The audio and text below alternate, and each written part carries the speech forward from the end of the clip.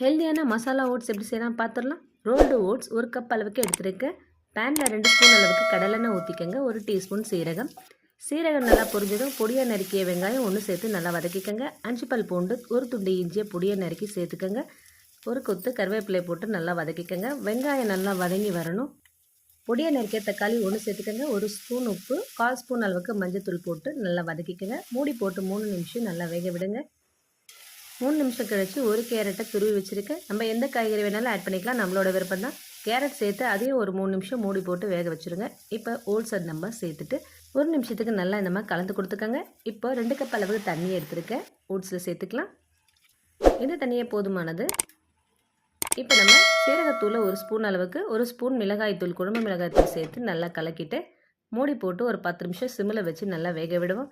மறுபடியும் நான் உப்பு சேர்க்கல, தக்காளி கூட சேர்த்தது தான். டயட்டுக்கு, வெயிட் லாஸ்க்கு, சுகர் பேஷண்ட் யார் வேணாலும் சாப்பிடலாம்.